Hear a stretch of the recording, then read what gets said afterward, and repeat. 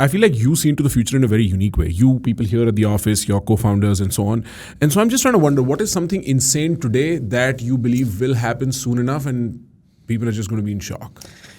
So let me answer that question in three ways. Number one, I think something that will shock people is I think that there will be a time where we will walk into a lab and there will be every endangered, like it'll be almost like Noah's Ark of like, endangered species growing in extinct species, all growing in artificial wombs. And so I think I don't think that's far. How far? I think that's 2 years? No, I think it's like a decade. Oh, decade, okay. Yeah, but still not far whatsoever, dude. A decade seems like, trust me, on this working on this timeline in the work we're doing, decade seems like tomorrow to me.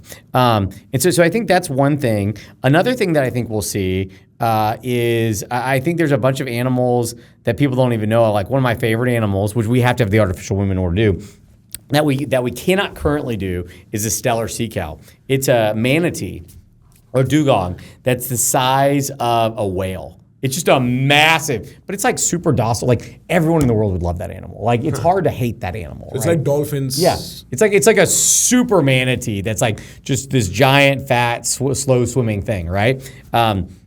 We killed it off in like 30 or 50 years once we as humans, not colossal, once we found it, right? Like, so it's like, colossal. Yeah, it's awesome. Oh. Yeah. We definitely need a screen for this one. Yeah. It's cool. It's super, super cool, right? And I think that it's an awesome one that I think would be pretty cool to do. So I think a bunch of those animals will come back that I think will surprise people.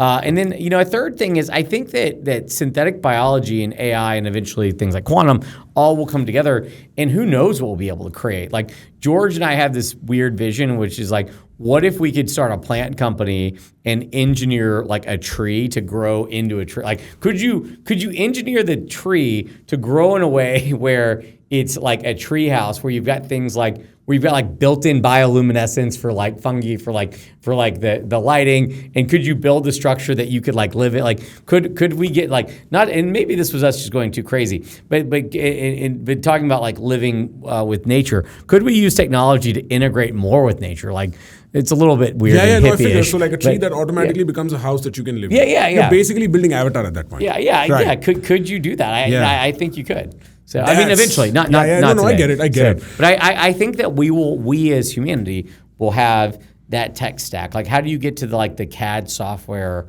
of life over time, and how do you do stuff in a way that we can work more in concert with nature versus against it. Right. You could have trees that only scale vertically high enough to do all the photosynthesis they need. So you don't need forests effectively. You just need skyscraper trees. Skyscraper trees. You could do, and then even think about like how you could, you've got all these incredible natural barriers which have, I think, also driven historical worldwide conflict over time, like things like rivers and valleys and whatnot.